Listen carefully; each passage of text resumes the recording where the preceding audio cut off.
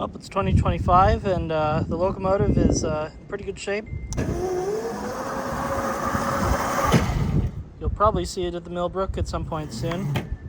I'm sure for the April show, or the April workday rather, if nothing else. And yeah, I painted the bottom body slightly different color by accident, but I actually kind of like it that way now. And I did a nice black coat on this. And the newest addition here is the 12-volt regulator, which allows me to get USB charging port and cigarette lighter plug, so that I can charge my phone when I'm at shows and stuff. So, super excited about that. Everything else is in pretty good shape. Mechanically, everything's good. I fixed a bunch of mechanical problems, replaced some rusted parts, had to replace some keys in the bearings, and just paint all around the bottom side there. I had to remount the flanges because these rusted out. The screws that we're holding on, not the aluminum flange. So yeah, it looks pretty spiffy now.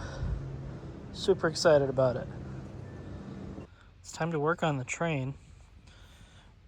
Today I did a bunch of work cleaning up some of the road salt that got on it from running the winter train, and kind of just rinsed the whole thing down, to be honest, because it just needed it. And so this is what the frame to the locomotive looks like. While I was looking at it with Aaron last year, we discovered that these hex keys were missing out of the bearings. So I went to the store and got 4 new ones. 2 needed to be reinstalled, the other 2 are spare. So now the body of the locomotive is in good shape, and this thing's taking quite a beating, but it's in decent shape otherwise.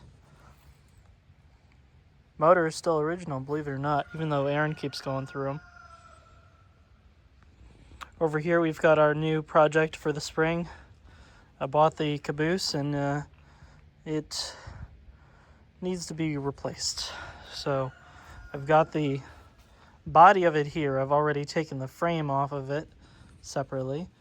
And so we got to go get some new plywood, take some measurements, and hopefully we're going to be able to get this metal skin off without damaging the skin, and then we can glue it on or apply it in some way to the new caboose body that we'll make, and we'll paint the caboose body so that it doesn't have this mold problem anymore. Here's the frame to the caboose, and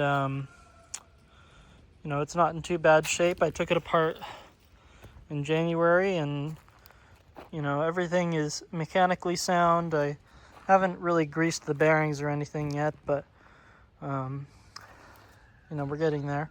And this is actually the location. You can see these 4 cornerstones where we're going to be putting our shed for our train cars. And we're thinking about putting a switch in and maybe some kind of trackage going that way. Just something to allow me to store trains. This is the driveway here, so we'll be able to pull the trailer in. We'll have a door right here, and you can just roll whatever rolling stock onto it that we want to have. And here we are in the garage. So I've been doing some repairs on the cab. It's cleaned up a little bit, but I've got a problem right here. This is separated, and this is separated a little bit here as well. This one I'm not so worried about, but this is really important because this is what lets the roof clip in. So I've got to do some work there on that. And then, the roof has seen better days as well. I screwed in this one because it wasn't doing good, and this one popped out recently. So, I'm thinking what I'm going to do is I'm going to get a new piece of metal, and then I'm going to weld a piece of angle iron from here to here and from here to here, and that'll allow me to put a roof on and it won't come off anymore, the corners that hold it onto the locomotive frame. So that'll be nice. And I bought this on Amazon. It was like 20 bucks or so, and it's just a custom sized seat for the top of the rest of the body. This part of the body is in pretty good shape. I think I'm just going to wash it off with a damp towel, and it should be fine otherwise. And we got to do some maintenance on some of the other cars around here. I've got the body to the locomotive, the lower body here. This actually is a different color from the cab right now. So once I clean it off, I'm probably going to sand some stuff, remove all the lights because these lights got blown. All the wiring here needs to come off. So then once I've done that, I'm going to repaint this thing in the color that the cab of the locomotive is in, which it's hard to tell, but this is a darker like navy blue, and the other color is it's not matte, it's like a semi-gloss. So that needs to be done. I took the bumpers off the bottom. You can really see how much damage they've gotten, and I don't intend to replace them, but I did have an issue where the screws that were holding them on, these guys here, they actually rusted to the point that the heads weren't usable anymore. So I had to take them out with the hammer and the pin tool, hit them with the hammer so that they came out because I couldn't get anything off. I was able to get the nuts off, but I couldn't get the bolts out. So I had to do that with a hammer. That was a little bit of a mess. Didn't break anything, thankfully. And, oh, geez. And then this is the electrical system. So I've been doing some improvements, and the biggest thing I've done is I added a new 24 volt to 12 volt regulator on the back here. So we get our power from the battery, comes in through this main switch, so this just turns everything on and off, and this is the 24 volt bus bar. So we get the negative side and the positive side, and Aaron builds them this way with this bus bar, and so that's where the power comes in, and one of these leads just immediately goes to the motor controller, and this is the lead for the motor, and this is the lead to the battery. So those are to the switch in the battery. And there's also a takeoff point right here, this white and black wire that goes to the lighting controller. So we've got the reverse and forward headlights, and then the brightness control. I think the brightness control is broken, so I actually never use it, so I'm contemplating just removing it entirely. Because I just use the directional switch. It's not like I need high and low beams for this locomotive. So this is that connector. And with the new 12 volt line that I have coming off the regulator, it's a 10 amp 12 volts, so that's 120 watts. That's a lot of power. Enough power to justify not only having a USB port for charging like my phone or something if I need, but also just a direct cigarette lighter plug. And this will allow me to plug in other devices that I might need to plug in, like I could plug in like a radio of some kind that needs to be charged, or some other device that I see when I'm at a meet or something. And these batteries are pretty decent size. They're 250 watt hours. So and I always bring a spare set to shows, so those will run the locomotive for 4 hours easily without stopping, just constantly driving. So they have plenty of power to charge a phone or a radio. You could probably even get away with charging a laptop that draws like 60 or 80 watts, without too much trouble. There are some losses obviously in making AC power, but this conceivably could achieve that. And if you need power somewhere and you need to do it, and this is one way to make that happen. You you'd probably even run Christmas lights off of it for the Christmas train, just using the cigarette lighter plug and an inverter. You know, LED lights don't take more than a couple watts. So that's kind of where things are. You know, a lot of this stuff is kind of just got to get cleaned up, you know, with all the road salt especially. You know, it really just kind of got stuck on some of the hardware. And I got to redo the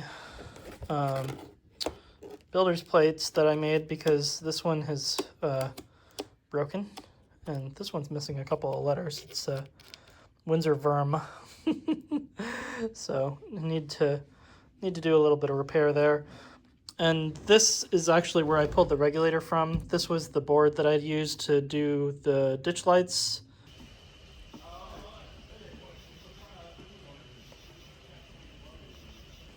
And the sound for the Locomotive maybe 2 years ago now.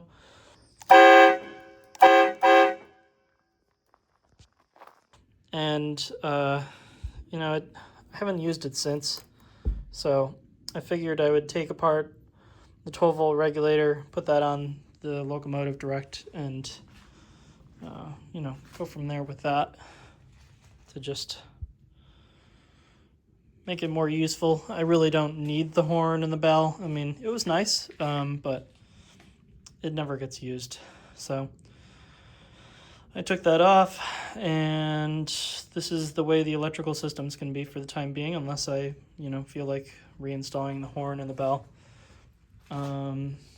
Let's see, other projects around the workshop. It's mostly going to be repairing these.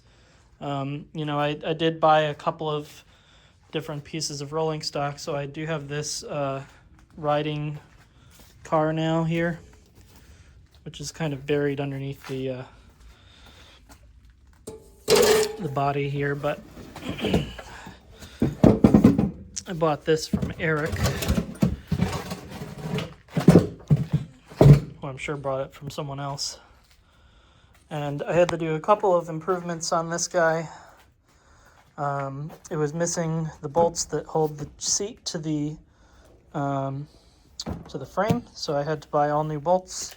When I did that, I also went ahead and bought a couple of washers to, you know, they're rubber washers, so maybe they'll add an ounce or two of suspension. Not that it's really going to be a smooth ride, but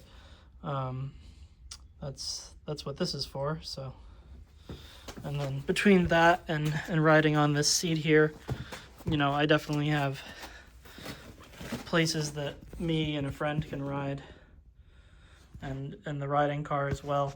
I took some of the center springs out. I don't know if you can see that on the inside and the outside on each side of the trucks. And that has made Grandma's porch ride better. It definitely has a, well, it works better when it's on the rails, but it has a little bit more, it's just, ooh, more repairs to be done, I think. I've actually been contemplating rebuilding this car. It's just not in the best shape. And, well, anyway, the suspension actually gives when you get on, so that it has the correct suspension for when you're riding with two people. If you put 3 people on it, it bottoms out the suspension and doesn't ride as well. But the longer I have this car, the more I'm learning that it's just not the best. Eventually I will probably replace the body. It is sentimental. It's my first car, but you know, I also, you know, want my cars to run well, so, you know, I'm probably going to replace parts of it or just redo all the wooden parts. I bought a welder recently, so I'm thinking about expanding the metal frame to support the body a little better, because right now the body is kind of held on with some oak, and we have pulled screws out of that before, so we're thinking if we weld it, it'll provide a better platform. And additionally, the bolsters will actually have something to ride on instead of riding on the center pin, so that it has more stability width-wise, because right now it doesn't really have that play because there's nothing holding the, there's nothing on top of the bolster plate. There's no skid plate on top there for it to slide on to support the body of the car, which is part of the reason why the suspension has to kind of take up the slack to be able to let the train ride smoothly over the rails. So, yep, that's that. And then, let's see, John's box car is in the corner. It's in okay shape. I did a lot of work to it over the winter, like in the fall. It's under the cover right now. And once I clean out the workshop and get the train space built, these will all actually be moved out of here, and this will be more like workshop space. So I've got my toolbox and I've got my lathe. You know, I need to do a little bit of cleanup over here, but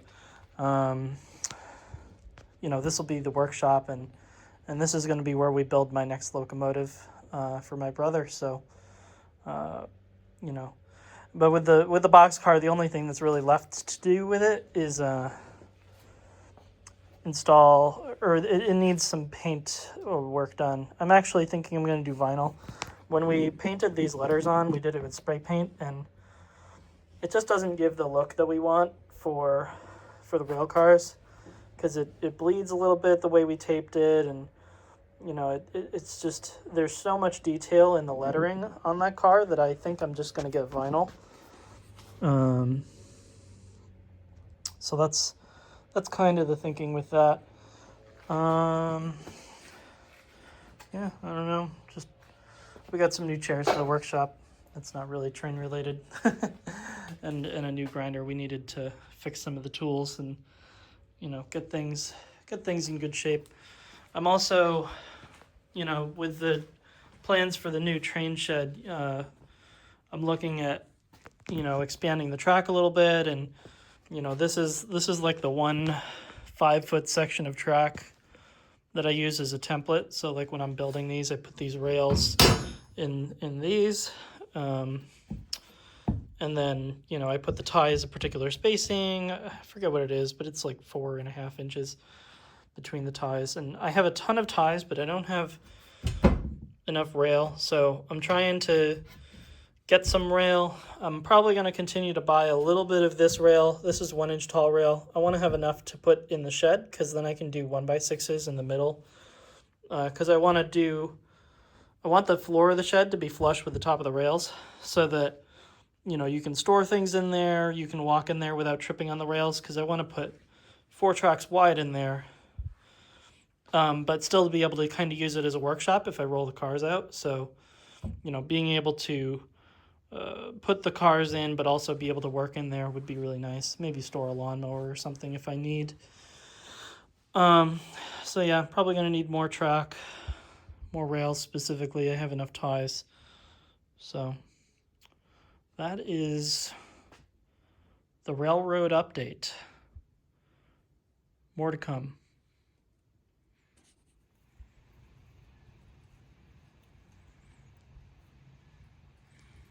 The dog is inspecting the train shed area.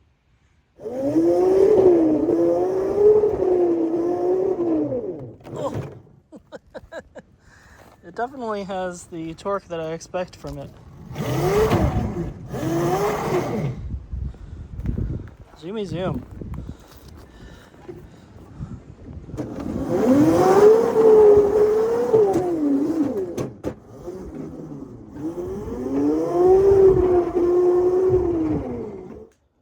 This could go south very quickly, so I'm going to start video while I still can.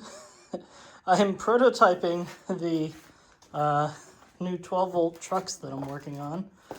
And yeah, there will be 2 of these that go underneath the RS1 locomotive that I have, or the SW1.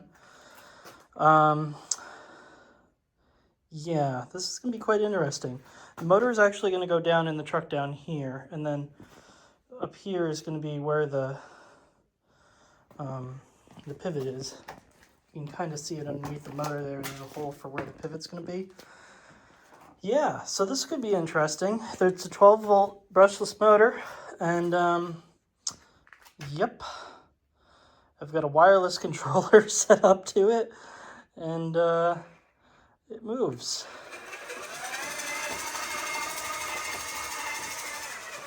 As concerning as it is.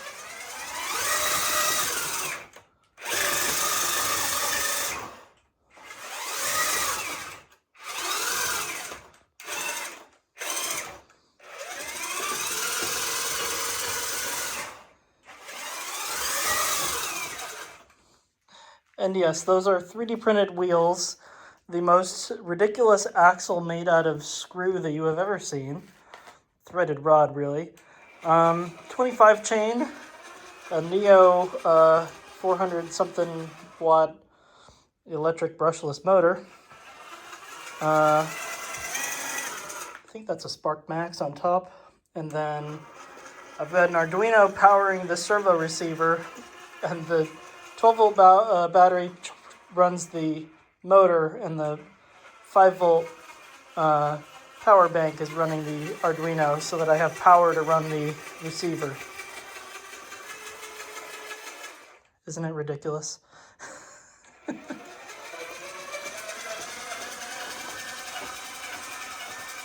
certainly seems that to me.